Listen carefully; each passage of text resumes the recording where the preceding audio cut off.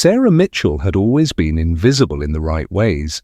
At 27, she managed inventory at Henderson's hardware store in small-town Millfield, Ohio, where her greatest excitement came from reorganizing the bolt bins and helping weekend warriors find the right drill bits. Her life was predictable. Morning coffee at 6 a.m., 8 hours surrounded by power tools and paint cans, evenings with her golden retriever Murphy, and weekend visits to her parents' farm.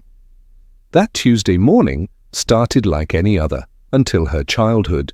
Friend Jake Martinez burst through the store's front door, his face flushed with excitement.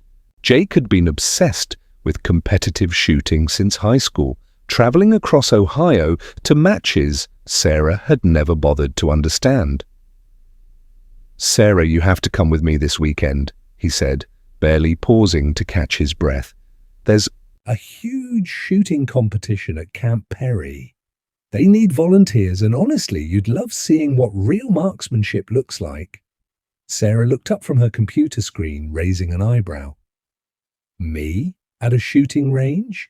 Jake, the closest I've come to firearms is selling hunting licenses here at the store." "That's exactly why you should come. Look, they need people to help with registration and crowd control. Plus, my dad always said you had the steadiest hands he'd ever seen when you helped him with carpentry projects. There's something about precision work that might speak to you." Despite her protests, Jake's enthusiasm proved infectious. Sarah had been feeling restless lately, as if her carefully ordered life was missing something she couldn't name. The idea of stepping outside her comfort zone, even as a mere observer, held an unexpected appeal. "Fine," she said, surprising herself. "But I'm not touching any guns, and I'm wearing comfortable shoes because I'm not standing around in heels all day." That Friday afternoon, Sarah found herself driving toward Camp Perry National Guard training site, her stomach churning with nervous energy. The sprawling facility appeared through her windshield like a small city dedicated entirely to precision shooting. American flags snapped in the lake breeze, and the distant crack of rifle fire created an oddly rhythmic soundtrack. At the volunteer check-in tent, a friendly older woman named Patricia handed Sarah a clipboard and a bright yellow volunteer badge. "First time here, honey?" Patricia asked, noting Sarah's wide-eyed expression. "First time anywhere like this," Sarah admitted. "I'm just here to help Jake Martinez. He's competing in, well, something involving targets and distances I can't pronounce." Patricia chuckled. "You'll catch on quick. Most folks do. Your job today is registration table 3. Hand out competitor packets, answer basic questions about schedules, and direct people to the right firing lines. Simple enough." As Sarah settled behind her assigned table, she watched a steady stream of competitors check in.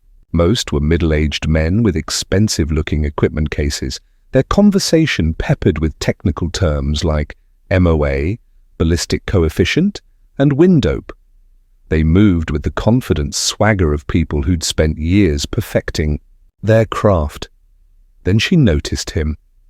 Bradley Winchester strode toward her table with the bearing of someone accustomed to being the most important person in the room. His shooting jacket was festooned with sponsor patches, Remington, Leupold, Federal Premium, and his handshake felt like a political campaign move. When he spoke, his voice carried the practiced cadence of someone who'd given many interviews. "Winchester," he announced, though his name tag made that obvious. "I assume you have my premium competitor packet ready?" Sarah checked her list. "Winchester, Bradley, here you are. Lane assignment, schedule, and meal vouchers are all in the folder."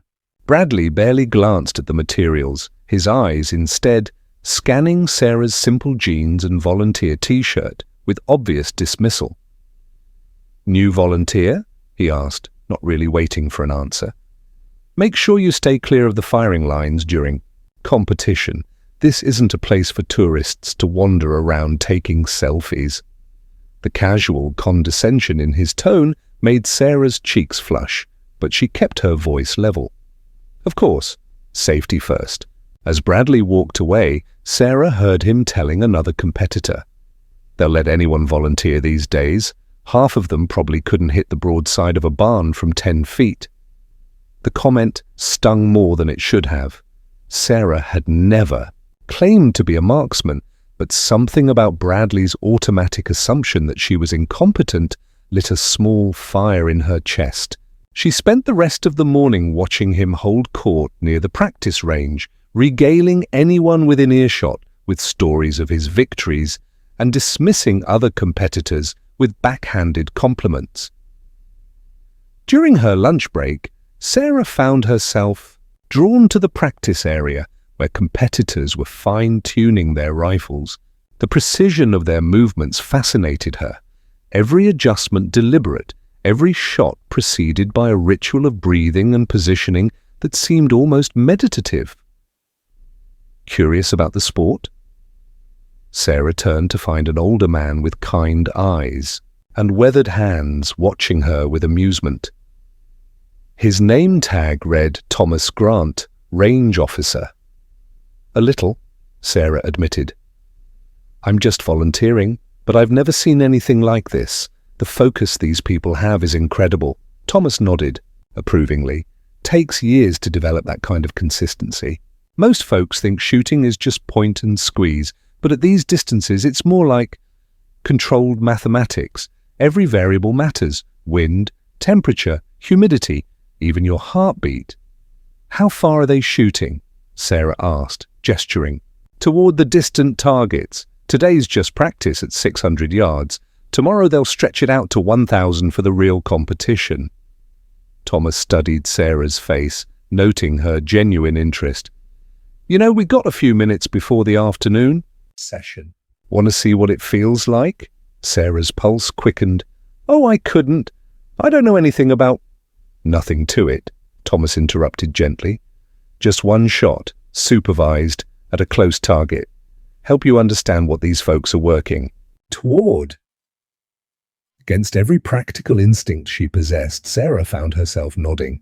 Thomas led her to a quiet lane where a rifle was already set up on a bench rest, pointing toward a target at what he explained was 100 yards, close by competition standards.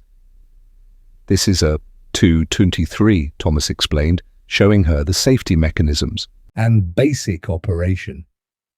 "Less recoil than what most of these folks are shooting. Just settle in behind it, line up the crosshairs, and squeeze straight back when you're ready."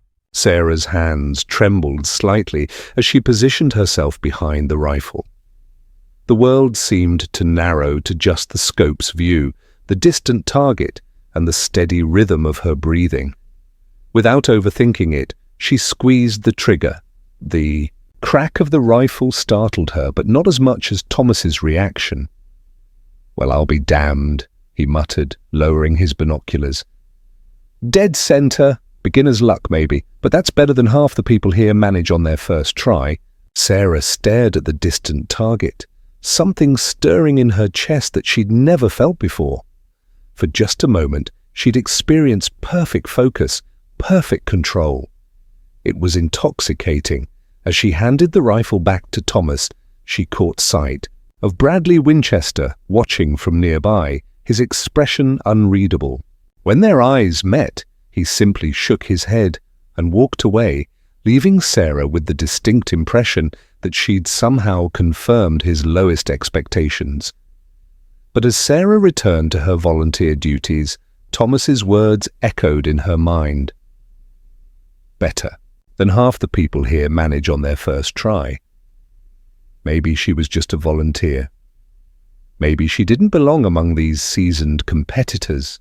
But for the first time in her carefully predictable life, Sarah Mitchell wondered what might happen if she refused to stay on the sidelines. The seed of something dangerous, ambition, had just been planted. Dismissal and discovery, the weekend. At Camp Perry ended with Sarah feeling like she'd glimpsed a world she'd never known existed. Bradley Winchester, predictably, swept the weekend's competitions with the kind of mechanical precision that left no doubt about his skill level. During the awards ceremony, Sarah watched from the volunteer area as he accepted his trophy with practiced humility.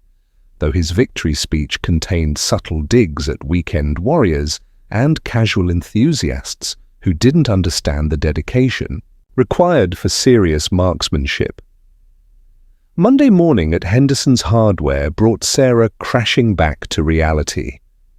She found herself distracted while helping customers, her mind replaying the moment she'd looked through that rifle scope. The feeling of perfect focus haunted her. That brief instant when nothing existed except her, the target, and the space between them. "You're quiet today," observed her boss, Frank Henderson, as Sarah restocked the ammunition cabinet. Frank was a good man in his 60s who'd inherited the store from his father and ran it with old-school integrity. "Everything okay?" "Just thinking." "About the weekend," Sarah replied, carefully arranging boxes of .308 cartridges. "I volunteered at that shooting competition at Camp Perry." Frank's eyebrows rose. "Camp Perry? That's serious business. My brother used to compete there back in—" The day said it was like the Olympics for rifle shooting. "I got to fire one shot," Sarah admitted, unsure why she felt compelled to share. "Hit the bullseye at 100 yards. "No kidding?" Frank studied her with new interest. Natural talent is rare in that sport. Most folks spend years just learning to hit the paper consistently. Before Sarah could respond, the bell above the door chimed, and Jake Martinez walked in, still buzzing with excitement from his weekend performance. He'd placed 15th out of 40 competitors, his personal best. "Sarah, I've been thinking about what happened with that practice shot you took," Jake said, approaching the counter. "Tom Grant mentioned it to several people. You really should consider taking it up seriously." Sarah laughed, but it sounded forced even to her own ears. "Jake, I work retail and live with my dog. I'm not exactly competitor material." "That's what "Everyone said about Annie Oakley," Frank interjected with a grin. "Sometimes the best shooters are the ones nobody expects." The conversation might have ended there, but fate had other plans. That afternoon, Bradley Winchester himself walked into Henderson's Hardware, his presence immediately commanding attention. He wore civilian clothes, but somehow still managed to look like he was posing for a magazine cover. "Afternoon," he said to Sarah, his tone professionally polite but distant. "I need some specific ammunition, federal gold medal match, white .308, 175 grain. You carry that?" Sarah checked their inventory system. "We have it in stock. How many boxes?" 5 cases, Bradley replied. "I'm preparing for nationals next month, and consistency in ammunition is crucial for serious competition." As Sarah processed his order, Bradley continued talking, apparently unaware that she'd been at Camp Perry. Most people don't understand the level of precision required for competitive long-range shooting. It's not a hobby you can just pick up casually. It takes years of dedicated training, proper coaching, and significant financial investment in equipment. "Imagine so," Sarah said carefully, not mentioning her weekend experience. "I was just at Camp Perry this weekend," Bradley continued, warming to his favorite subject. "Dominated the field again, naturally. Though I have to say the quality of competition has been declining. Too many amateurs thinking they can just show up and compete with professionals." Jake, who had been browsing nearby, couldn't resist jumping in. "Actually, Bradley, there was a volunteer there who took a practice shot and hit bullseye at 100 yards on her first try. Tom Grant was pretty impressed." Bradley's expression shifted slightly, a flash of irritation crossing his features. Beginner's luck happens occasionally, but hitting a target once at close range is vastly different from consistent performance under competition pressure. Real marksmanship isn't about lucky shots, it's about repeatable precision over thousands of rounds. Sarah felt her cheeks burning, but kept her expression neutral as she finished processing his ammunition order. The total came to just over $800, more than Sarah made in 2 weeks. Besides, Bradley added, signing his credit card receipt. Competitive shooting isn't really suitable for everyone. It requires a certain mindset, physical conditioning, and honestly, the right background. Most people are better off sticking to what they know. The condescension in his voice was subtle but unmistakable. Sarah handed him his receipt with a professional smile. Your ammunition will be ready for pickup tomorrow afternoon. After Bradley left, Jake shook his head in disgust. That guy's talent is matched only by his arrogance. He's been the state champion 3 years running, and it's gone completely to his head. 3-time state champion? Sarah asked, despite herself. And twice national runner-up, Frank added. He's legitimately skilled, I'll give him that. But talent without humility makes for an ugly combination. That evening, Sarah found herself researching competitive shooting online. She learned about the different disciplines, the equipment required, and the training regimens that serious competitors followed. The more she read, the more intimidated she became. Bradley hadn't been entirely wrong. The sport did require significant investment and dedication.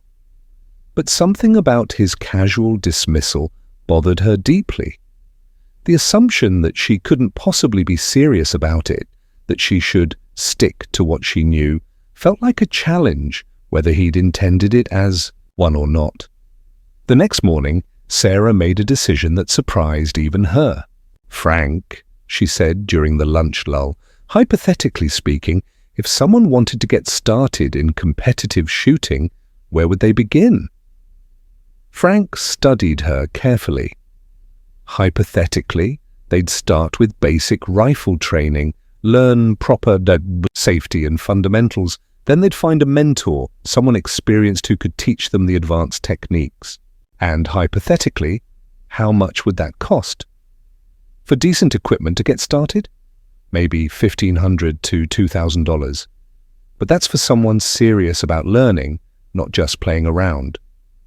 Sarah's savings account had exactly 2,240 svedit, money she'd been setting aside for a down payment on a better apartment.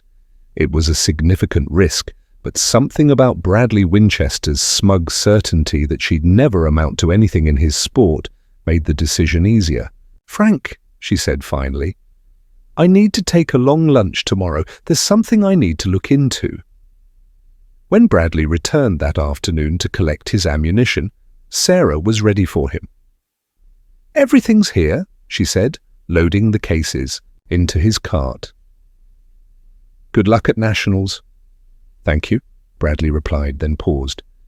You know, if you're really interested in shooting, there are some beginner classes at the local gun club. Nothing too advanced, of course, but suitable for hobbyists. The word hobbyists carried just enough emphasis to sting. Sarah smiled sweetly. I'll keep that in mind.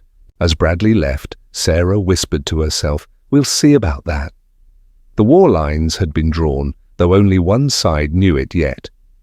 3 months into her shooting journey, Sarah had discovered 2 things. She had genuine talent, and Bradley Winchester was determined to crush it. Her mentor, Tom Grant, had become more than just an instructor. He was the encouraging father figure she'd never had in her shooting journey. Under his guidance, Sarah had progressed from basic marksmanship to consistently hitting targets at 600 yards. Her natural steadiness, combined with an analytical mind that absorbed ballistic data like a sponge, had impressed everyone at the Millfield Rifle Club except the people who mattered most. The breaking point came on a crisp Saturday morning at the club's monthly competition. Sarah had entered her first official match, nothing major, just a local event, with 30 competitors shooting at distances from 300 to 600 yards. She'd spent weeks preparing, investing in a quality rifle scope, and practicing until her shoulder ached from the recoil. Bradley Winchester wasn't even supposed to be there. As a nationally ranked competitor, local club matches were beneath his usual standards, but word had apparently reached him about the hardware store girl who'd been making waves at practice sessions. He arrived in his signature style, expensive, truck, professional gear cases, and an entourage of admirers who hung on his every word about technique and equipment. Sarah noticed him immediately, though she tried to focus on her own preparation. "Well, look who we have here," Bradley announced loudly as he set up at the bench next to Sarah's. "Our local celebrity making her competitive debut. How exciting!" Sarah had learned to ignore his passive-aggressive comments, but today felt different. There were spectators, other competitors watching, and something in Bradley's tone suggested he wasn't planning to simply make snide remarks and leave. The first stage went well for Sarah. She placed 3rd out of 30 at 300 yards with tight groupings that earned approving nods from experienced shooters. Bradley predictably dominated with mechanical precision, but Sarah noticed he kept glancing at her target through his spotting scope. At 400 yards, Sarah held her own again, placing 5th overall. Her confidence was building with each successful shot, and she allowed herself to imagine finishing in the top 10, a respectable showing for her first competition. Then came 600 yards, and Bradley Winchester showed his true colors. "Having trouble with the wind?" he asked loudly as Sarah prepared for her first shot at the longest distance. "It gets tricky at this range. Maybe you should have practiced more before entering a real competition." Sarah tried to ignore him, settling into her shooting position and checking her wind flags, but Bradley wasn't finished. "Tom's been telling everyone you're some kind of natural," he continued, his voice carrying across the firing line. But natural talent only goes so far. At this level, it's about experience, proper training, and honestly, having the right equipment. He gestured dismissively at Sarah's rifle, a solid but basic Remington 700 that Tom had helped her select. Compared to Bradley's custom-built precision rifle worth more than Sarah's car, it looked decidedly amateur. "Some people just don't understand their limitations," Bradley added, loud enough for nearby competitors to hear. "There's no shame in being a recreational shooter, but pretending to compete with serious marksmen just wastes everyone's time."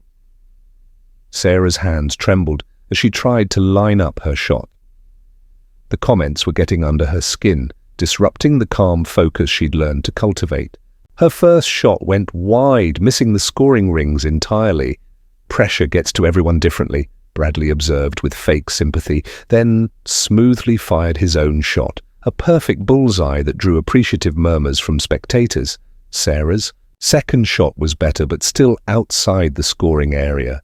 She could feel eyes on her, whispers starting among the crowd. The confident shooter who'd impressed everyone at 300 and 400 yards was crumbling at the distance that separated beginners from serious competitors. "Maybe stick to the shorter distances for now," Bradley suggested, as Sarah prepared for her 3rd shot. "Work your way up gradually. No need to embarrass yourself trying to punch above your weight class." That comment broke something inside Sarah, not her spirit, her restraint. She stood up from her shooting position, turned to face Bradley directly, and spoke in a voice clear enough for everyone to hear. "You know what, Bradley? You're absolutely right. I'm just a hardware store clerk who picked up shooting 3 months ago. I don't have your experience, your equipment, or your sponsors." Bradley smiled, thinking he'd won. "But here's what I do have," Sarah continued, her voice growing stronger. "I have respect for this sport and for other competitors. I have humility about what I don't know and gratitude for what I'm learning. And apparently, I have something you've lost along the way, the ability to remember what it felt like to be a beginner." The firing line had gone completely quiet. Even the range officers were listening. "So, thank you for the advice," Sarah said, settling back into her shooting position.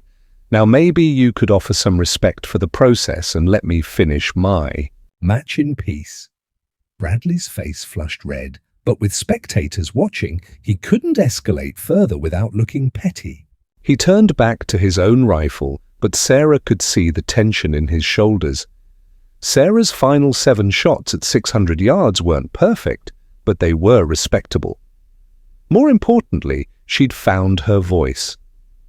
After the match, as scores were tallied, Tom Grant approached Sarah with a mixture of pride and concern in his eyes.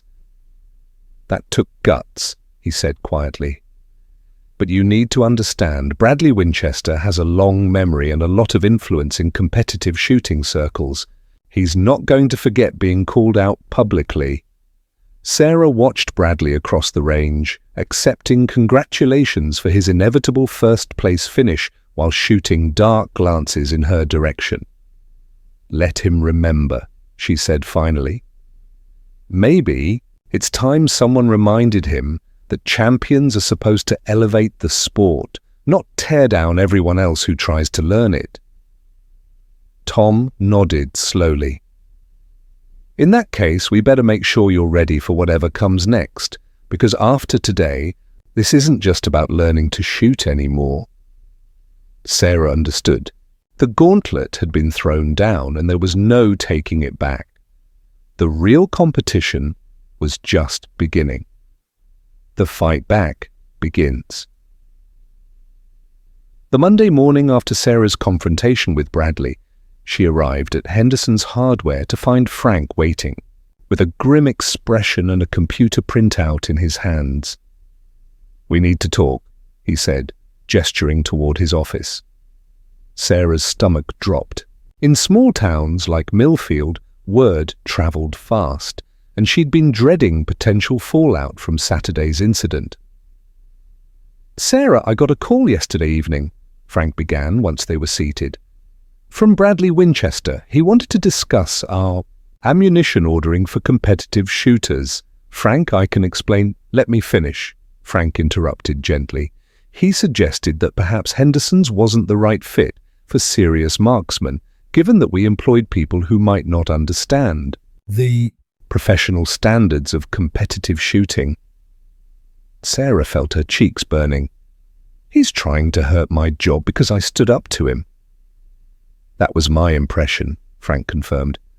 He also mentioned that he'd be recommending his sponsored shooters consider purchasing their supplies elsewhere, given concerns about our customer service quality. The threat was clear. Bradley Winchester's endorsement could significantly impact a small store's revenue. In a town where word of mouth made or broke businesses, his influence was considerable. "Frank, I'm so sorry. I never meant to." "Sarah," Frank interrupted again, and this time he was smiling. "I've been in business for 37 years. I've dealt with bullies before, and I know one when I see one. My question isn't whether you were right to stand up to him. You were. My question is, what are you going to do about it?" Sarah blinked, confused. "I don't understand." Frank leaned back in his chair. "Bradley Winchester makes money by being the best shooter in the state. His sponsors pay him because he wins consistently. His reputation as an instructor brings in students willing to pay premium rates. But all of that depends on maintaining his image as unbeatable. Okay, so if someone were to challenge that image successfully," Frank continued, "it wouldn't just be embarrassing, it would be expensive." Sarah began to understand where this was going. "Frank, I can't compete with someone at his level. I've been shooting for 3 months. "Not yet," Frank agreed. "But you've got something he doesn't." "What's that?" "Time and motivation. Bradley's already at the top. He's got nowhere to go but down. You're starting from the bottom, which means every improvement is progress. And after Saturday, you've got something that's worth more than all his expensive equipment." "Which is?" Frank smiled. "A reason to prove him wrong." That evening, Sarah sat at her kitchen table with a notebook, laptop, and growing sense of purpose. If she was going to challenge Bradley Winchester, she needed to understand exactly what that meant. The Ohio State Championship was 6 months away. The winner would represent Ohio at nationals, competing against the best shooters in the country. Bradley had won the state title 3 consecutive years, each time by margins that suggested his dominance was absolute. But as Sarah dug deeper into the competition records, she noticed something interesting. Bradley's scores, while excellent, weren't impossible to beat. They were just consistent. He rarely had exceptional days, but he never had truly bad ones either. His victories came from steady technical precision rather than inspired brilliance. More importantly, she discovered that several top competitors had emerged from nowhere to challenge established champions. It was rare, but not unprecedented. Sarah opened a new document on her laptop and began planning her campaign like a military operation. Equipment upgrades needed: better rifle, precision scope, match-grade ammunition, shooting accessories. Training requirements: minimum 4 days per week, expanding distances gradually to 1,000 yards. Competition experience: enter every monthly match at Millfield, plus regional competitions for broader experience, mental preparation, work with a sports psychologist if possible, develop pre-shot routines. For pressure situations, the timeline was aggressive, the financial commitment substantial, and the odds of success uncertain. But as Sarah stared at Bradley Winchester's name at the top of every competition result, she felt something crystallize inside her chest. She'd spent 27 years being underestimated, overlooked, and dismissed by teachers who thought she wasn't college material, by boyfriends who thought she lacked ambition, by customers who assumed she was just the hardware store girl with nothing interesting to offer. Bradley Winchester was just the latest in a long line of people who'd looked at Sarah Mitchell and decided she didn't matter. The difference was, this time she had a way to prove them wrong. The next morning, Sarah walked into Frank's office with her notebook and a proposal. "I want to ask for a leave of absence," she said.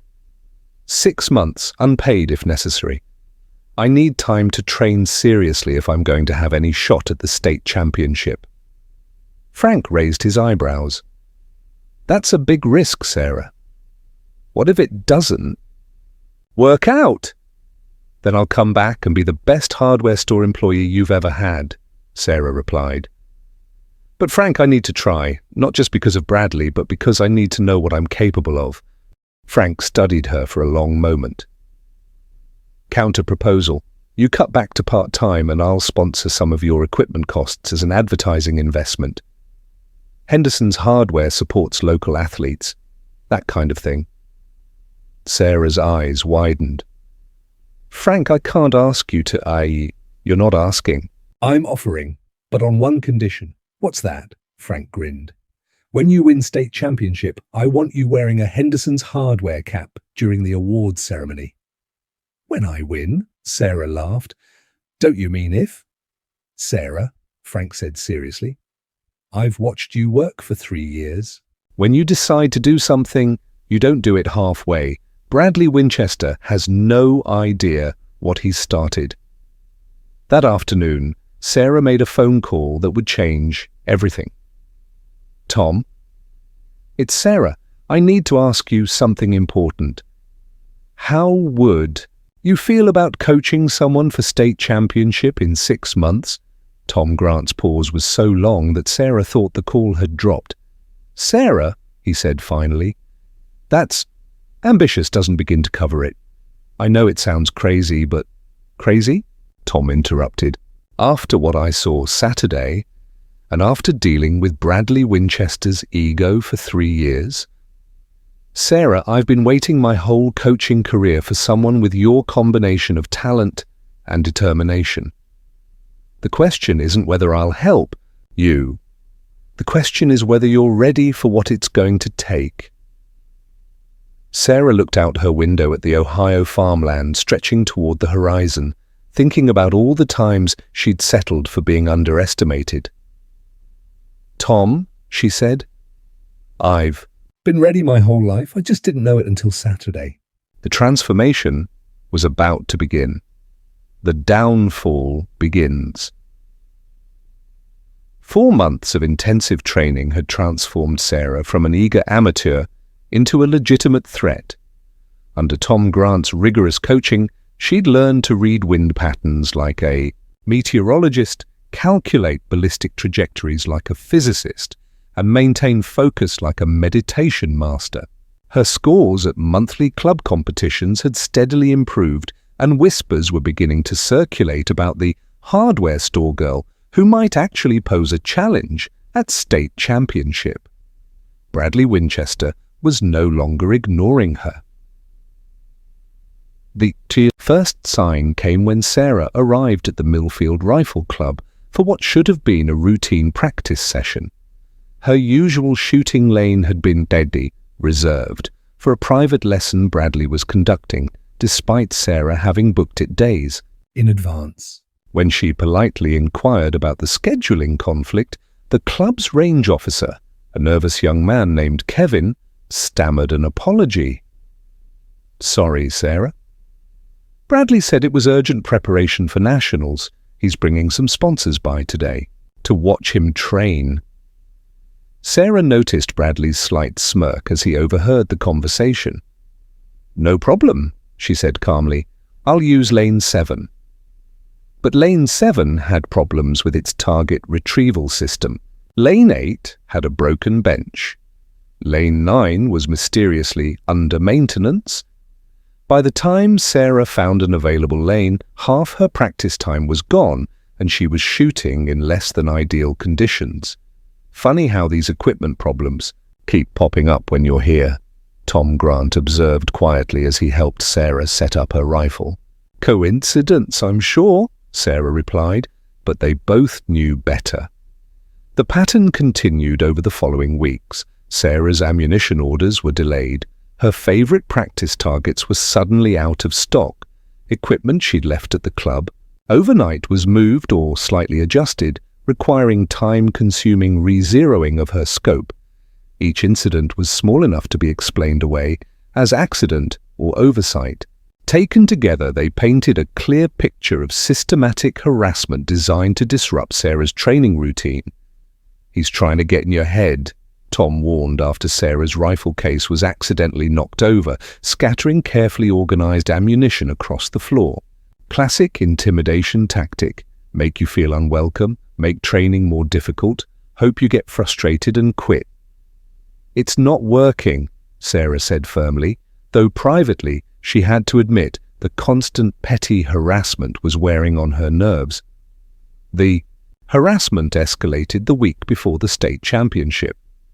Sarah arrived at the club to find Bradley conducting an impromptu seminar for local shooters, positioned directly behind her usual practice area. His voice carried clearly as he discussed common mistakes made by inexperienced competitors. "Overconfidence is the biggest trap," Bradley announced to his audience. "Someone has a few good practice sessions and thinks they're ready for serious competition. They don't understand that practice conditions are completely different from championship pressure."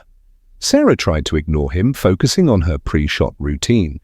But Bradley's commentary was clearly intended for her ears. "Equipment limitations become obvious under pressure too," he continued. "Budget rifles and basic scopes work fine for club-level shooting, but championship competition exposes every shortcoming. It's honestly unfair to put someone in that position." Sarah's first shot went wide, not by much, but enough to draw chuckles from Bradley's audience. "See what I mean?" Bradley said, his voice dripping with false sympathy. "Distractions affect everyone differently. Some people just aren't cut out for high-pressure situations." Sarah took a deep breath, forcing herself to remember Tom's advice about mental discipline. She adjusted her position, controlled her breathing, and fired again. "This shot found the center ring. Lucky recovery," Bradley observed, "but you can't count on luck in championship competition." Sarah fired 8 more shots, each one finding the center of the target with mechanical precision. By the end of her string, Bradley's commentary had stopped entirely, and his audience was watching Sarah's performance instead of listening to his lecture. When Sarah finished and began packing her equipment, Bradley approached with what looked like a peace offering. "Nice shooting," he said, extending his hand. "I wanted to wish you luck at state championship. No hard feelings about our past misunderstandings. Sarah shook his hand cautiously. "Thank you, Bradley. That means a lot." "Of course," Bradley continued, his smile never wavering. "I hope you'll understand that I've had to share some concerns with the championship organizing committee." Sarah's blood chilled. "What kind of concerns?" "Nothing personal," Bradley assured her. "Just questions about competitor eligibility. Someone raised issues about your equipment certifications, training, documentation, that sort of thing. Bureaucratic nonsense, really, but the committee has to investigate any complaints thoroughly." The implication was clear. Bradley had filed formal challenges to Sarah's eligibility, potentially delaying or preventing her participation in the championship she'd spent months preparing for. "I'm sure it will all work out," Bradley said pleasantly. "These administrative reviews usually Take a few weeks to complete. might push your debut back to next year's championship, but that's probably for the best anyway. Give you more time to prepare properly." Sarah felt her vision tunneling, rage and fear competing for dominance. 6 months of training, sacrifice, and investment were being threatened by paperwork challenges that existed only to keep her out of the competition. Of course, Bradley added, as if it were an afterthought, if you decided to withdraw voluntarily, the committee wouldn't need to complete their review, might save everyone a lot of time and paperwork. The ultimatum hung in the air between them. Submit to intimidation or fight a bureaucratic battle that might prevent her from competing anyway. Tom Grant, who had been watching from a distance, approached with fire in his eyes. "Sarah, we need to talk, now!" As they walked away from Bradley's satisfied smile, Tom spoke in low, urgent tones. "I know exactly what's happening here. I've seen Bradley pull this before with other competitors who threatened him. He files spurious challenges right before major competitions, hoping people will withdraw rather than fight the paperwork." "Can we fight it?" Sarah asked, her voice tight with controlled emotion. "We can," Tom confirmed, "but not through normal channels. Bradley has too much influence with the organizing committee. We need a different approach." "What did you have in mind?" Tom smiled grimly. "I've been saving this for the right moment. There's something about Bradley Winchester that his sponsors and the shooting community don't know, something that could end his career if it came to light." Sarah stared at her mentor. "Tom, what are you talking about?" 3 years ago, at the regional championship where Bradley really made his name, there were irregularities in his ammunition testing. Cartridges that should have been randomly selected for verification were somehow replaced with different rounds. Nothing was ever proven, but the original testing official resigned rather than sign off on the results. "Are you saying he cheated?" "I'm saying there's enough doubt to warrant a real investigation, the kind that would put his past victories under scrutiny and his current eligibility in question." Sarah felt a mix of excitement and unease. "Why haven't you brought this up before?" "Because I believe in winning the right way," Tom replied.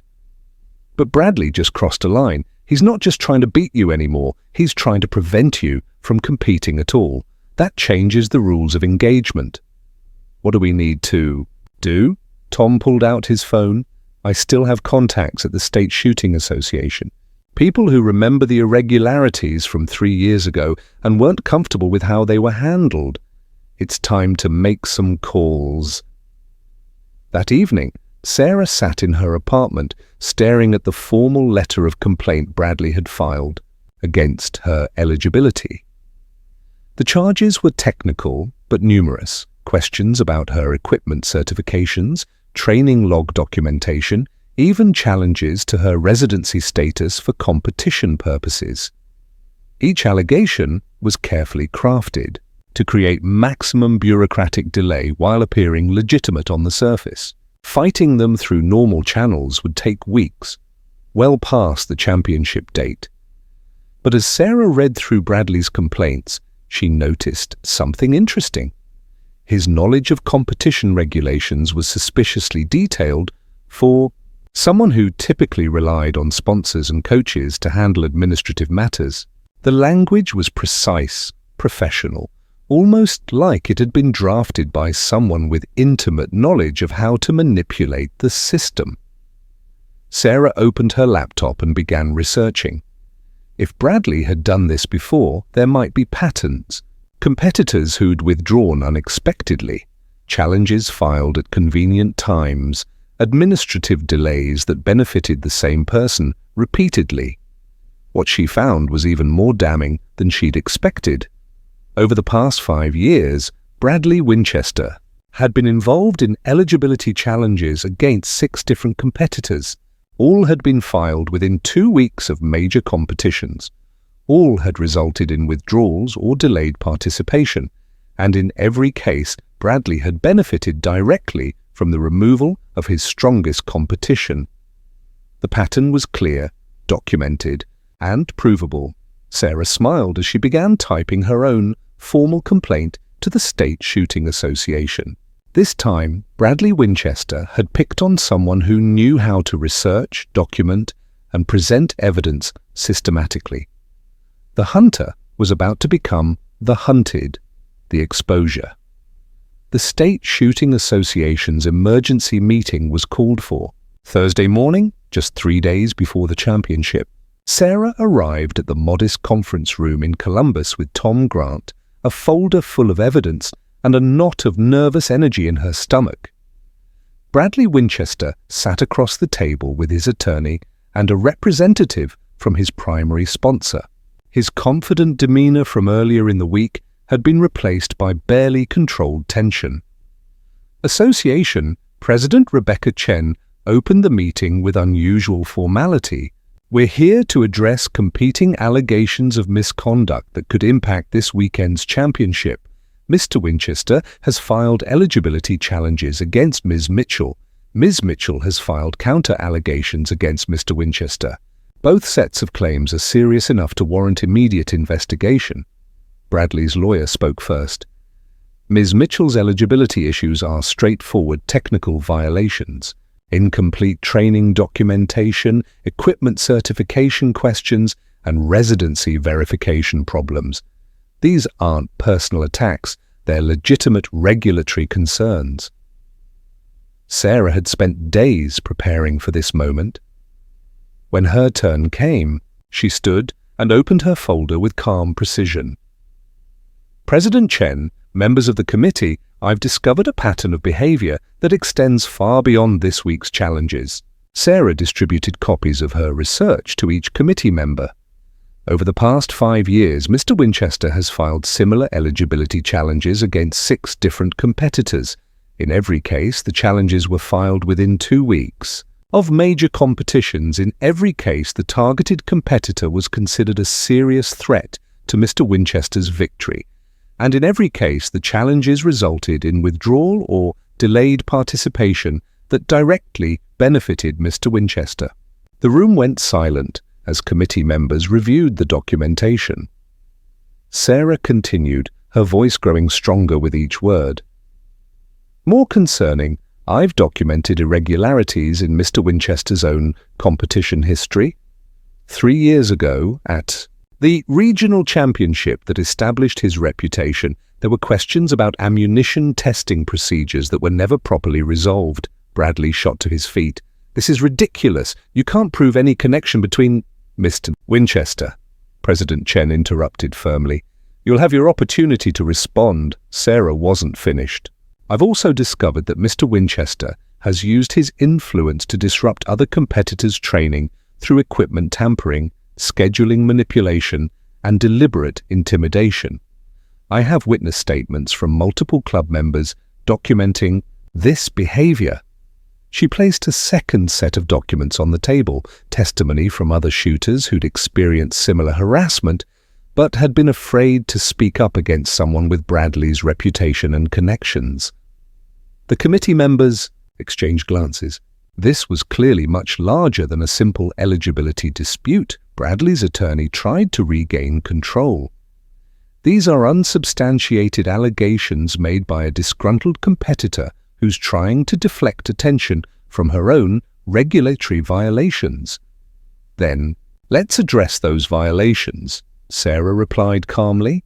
She opened a third folder. I've provided complete documentation for every question Mr. Winchester raised about my eligibility. Training logs signed by certified instructors, equipment certifications from authorized dealers, residency documentation going back 5 years. Every single allegation in his complaint has been thoroughly answered. President Chen reviewed Sarah's documentation, her expression growing increasingly stern. Mr. Winchester, it appears that Ms. Mitchell has addressed all the eligibility concerns you raised. Can you explain why your initial review didn't identify these readily available documents? Bradley's confidence was visibly cracking. The documentation wasn't properly submitted through the correct channels. Actually, Sarah interrupted, producing yet another set of papers, I have certified mail receipts showing that all required documentation was submitted to the association office over 2 months ago, well before the deadline. I also have email confirmations of receipt from your office staff. The room was now completely silent, except for the sound of papers rustling, as committee members absorbed the implications. Tom Grant spoke for the first time. President Chen, I'd like to add something to the record. I was the Chief Range Officer at the 2021 Regional Championship, where Mr. Winchester achieved his breakthrough victory. I resigned from that position because I was pressured not to report irregularities in the ammunition verification process. I have documentation of those irregularities, and my attempts to report them through proper channels. Bradley's face had gone pale. His attorney whispered urgently in his ear, but Bradley seemed unable to focus on the conversation. President Chen called for a brief recess, during which the committee members huddled in intense discussion. When they returned, her expression was grave. Based on the evidence presented today, this committee finds that Ms. Mitchell's eligibility for this weekend's championship is confirmed and unquestionable. All challenges filed by Mr. Winchester are dismissed as unfounded. Sarah felt a wave of relief, but President Chen wasn't finished. However, the pattern of behavior documented by Ms. Mitchell raises serious questions about competitive integrity and sportsmanship that extend beyond this specific dispute. Mr. Winchester, this committee is opening a formal investigation into your conduct over the past 5 years. Pending the results of that investigation, your eligibility for future competitions may be reconsidered. Bradley finally found his voice. This is a witch hunt. You can't punish me based on unproven allegations from a competitor who's obviously biased against me. Mr. Winchester, President Chen replied icily, the allegations include testimony from 6 independent sources, documented evidence of procedural manipulation, and testimony from a former association official. This investigation will be thorough, fair, and based on facts rather than reputation. As the meeting concluded, Sarah packed her folders with hands that trembled slightly from adrenaline.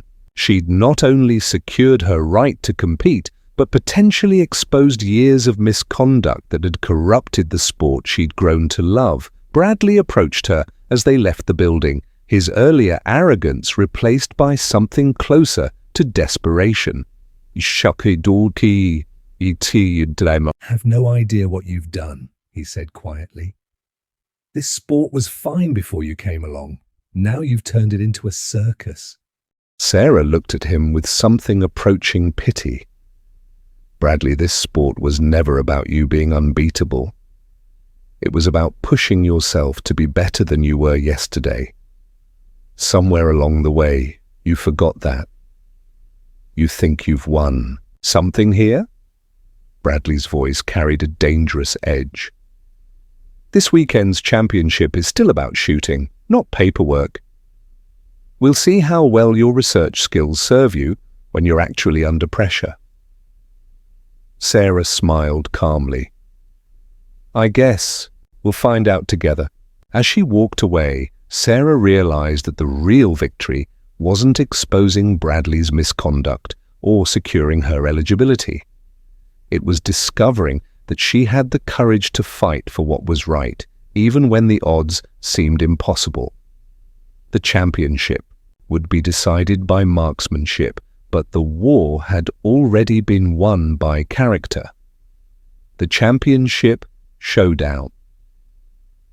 Saturday morning at the Ohio State Championship dawned crisp and clear, with minimal wind, ideal conditions for precision shooting. Sarah arrived at the range 2 hours early, her nerves carefully contained beneath layers of preparation and determination. The events of Thursday's hearing had made her something of a celebrity among competitors, with many offering quiet words of support for her courage in challenging Bradley Winchester. The championship format was brutal, 3 stages over 2 days, with distances progressing from 600 to 800 to 1,000 yards.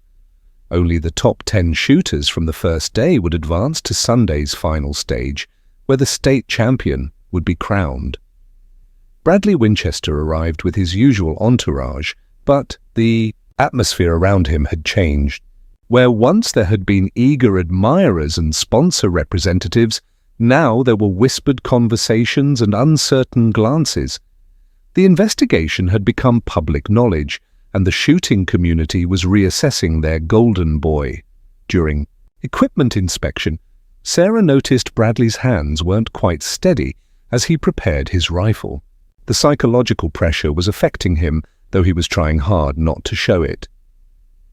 "Ladies and gentlemen," announced the range officer, "welcome to the Ohio State Long Range Championship. Shooters, you know the rules. Safety first, sportsmanship always, and may the best marksman win." The 600-yard stage began with Sarah in lane 15, Bradley in lane 3. Sarah had learned to use her pre-shot routine as armor against distractions. Check wind flags, verify scope settings, control breathing, squeeze trigger, straight back. The ritual calmed her nerves and focused her mind. Her first shot struck the 9 ring, not perfect, but solid. She adjusted slightly for wind and fired again, this time dead center. The pattern continued for 20 rounds, with Sarah posting consistent scores that put her in the top 5 after stage 1. Bradley's performance was technically flawless but somehow mechanical, lacking the confident rhythm that had characterized his past dominance. He finished stage 1 in first place, but his margin was smaller than usual, and his body language suggested he was fighting internal battles, along with external competition. During the lunch break, local media had gathered to cover what had become the most controversial championship in years. Sarah found herself fielding questions about her rapid rise and the allegations against Bradley. "Ms. Mitchell," asked a reporter from the Columbus Dispatch, "6 months ago you were working retail. Now you're potentially about to defeat a 3 times state champion. How do you explain that transformation?" Sarah considered her answer carefully. "I had excellent coaching from Tom Grant. I worked incredibly hard, and I discovered something I was naturally suited for. But mostly I learned that when someone tells you that you don't belong somewhere, sometimes the best response is to prove them wrong." Any comment on the investigation into Mr. Winchester's conduct? "I hope the sport becomes more welcoming to new competitors as a result. That's what this should be about.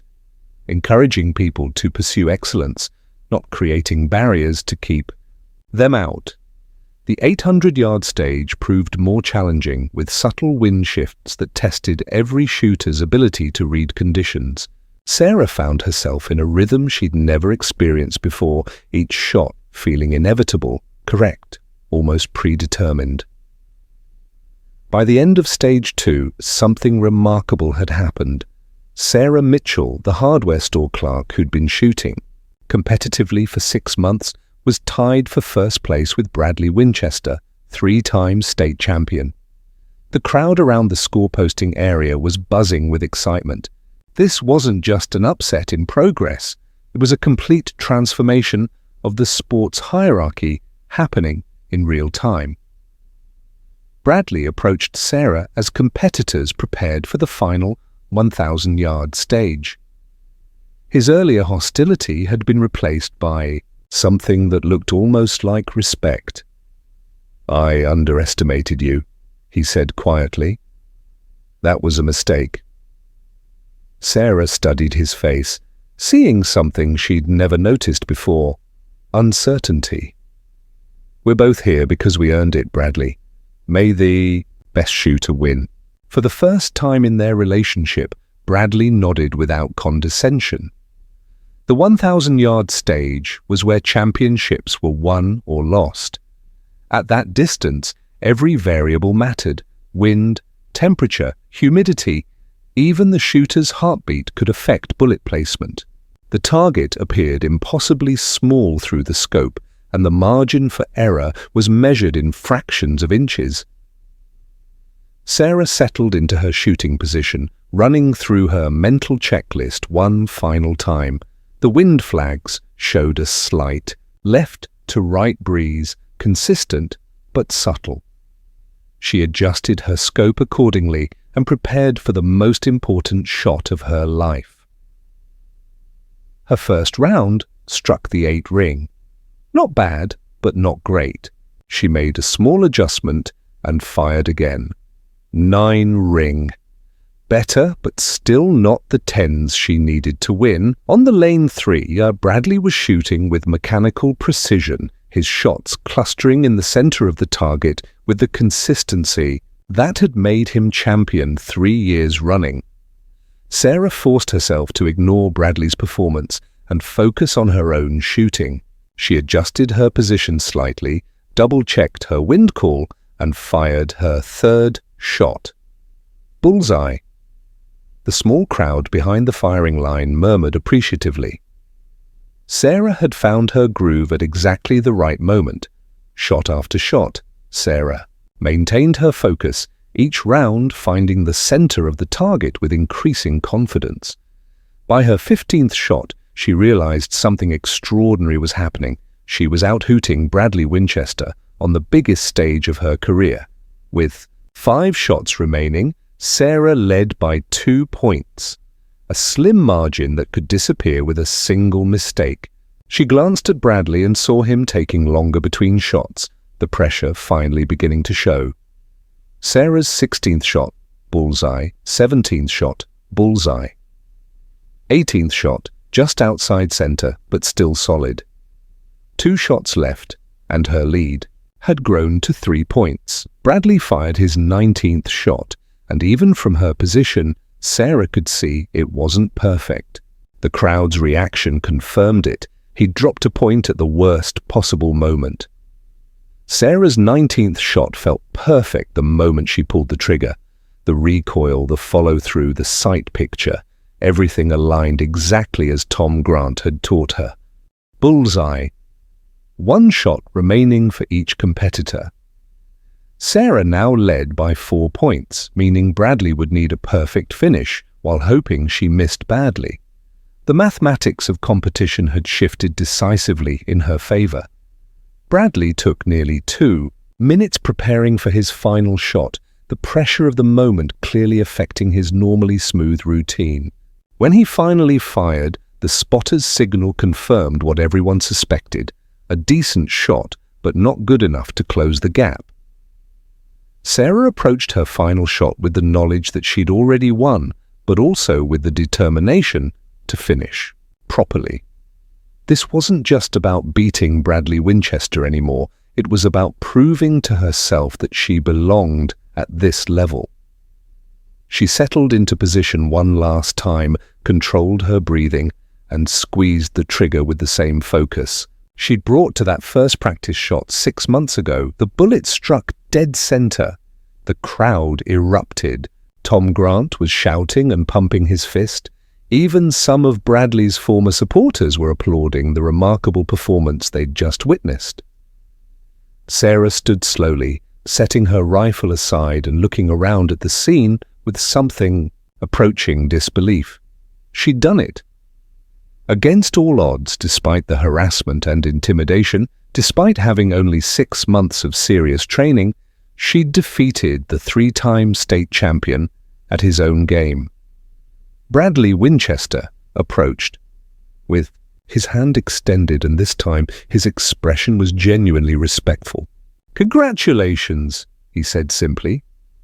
"You earned this." Sarah shook his hand, feeling no triumph over his defeat, only satisfaction at her own accomplishment. "Thank you, Bradley, that means a lot." As the crowd gathered around her and cameras flashed, Sarah found herself thinking about the moment that had started it all. That casual dismissal at Henderson's Hardware, the assumption that she should stick to what she knew. Sometimes the best response to being underestimated wasn't anger or resentment. Sometimes it was simply proving them wrong. Sweet victory and new beginnings. 3 months after the championship, Sarah Mitchell stood behind the counter at Henderson's Hardware, but everything had changed. The small display case near the register now held her state championship trophy, alongside newspaper clippings and photos from the competition that had transformed her from local curiosity to regional celebrity. "Sarah, there's someone here to see you," Frank Henderson called from the front of the store. Sarah looked up from the inventory sheets she'd been reviewing to see a familiar figure approaching, Tom Grant, wearing a grin that seemed too large for his weathered face. "Tom, what brings you by? We don't have practice today."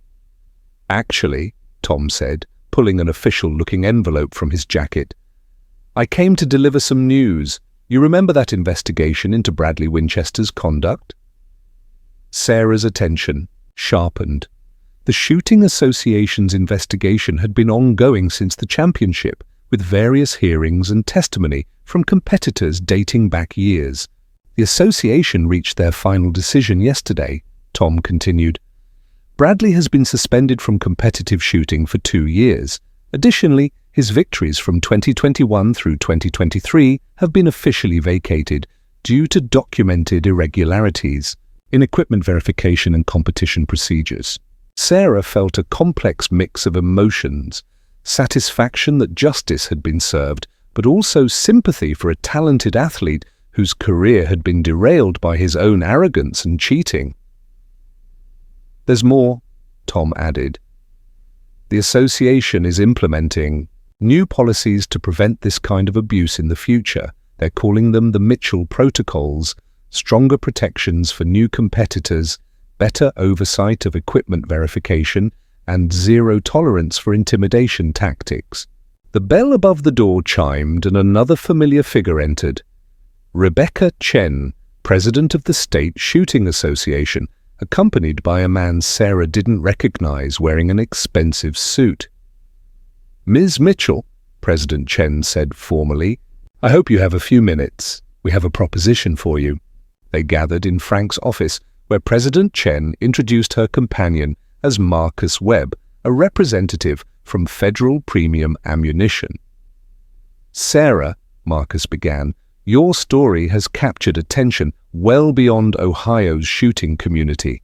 We'd like to offer you a formal sponsorship deal, equipment, ammunition, training support, and financial compensation in exchange for representing Federal Premium at competitions nationwide." Sarah's eyes widened. "Nationwide competitions?" "The national championship is in 6 weeks, President Chen explained. As Ohio state champion, you've earned automatic qualification, but Marcus is talking about something bigger, a potential professional shooting career." Marcus pulled out a contract folder. "This would be a 3-year deal with performance bonuses, enough to let you focus on shooting full-time while building toward international competition." Sarah stared at the papers, her mind racing. 6 months ago, she'd been stocking shelves and processing ammunition orders. Now she was being offered the chance to become a professional athlete in a sport she'd barely known existed. "I need some time to think about this," she said finally. "Of course," Marcus replied. "Take a week, but Sarah, I want you to understand what you've accomplished isn't just impressive for a newcomer, it's impressive, period. You have the potential to compete at the highest levels of this sport. After the meeting, Sarah walked alone through downtown Millfield, trying to process the surreal turn her life had taken. Her phone buzzed with a text message from an unknown number. "Congratulations on the sponsorship offer. You've earned it. Good luck at Nationals. Bradley." Sarah smiled, typing back, "Thank you. I hope you find your way back to the sport soon. It's better when the best competitors are competing." His response came quickly. "Working on it. Turns out losing taught me things that winning never did." That evening, Sarah sat on her back porch with Murphy at her feet, watching the sun set over the Ohio farmland where her father had first taught her to handle a rifle. Her phone rang. Jake Martinez calling with his usual enthusiasm. "Sarah, I just heard about the sponsorship deal. This is incredible. Are you going to take it?" "I'm not sure yet," Sarah admitted.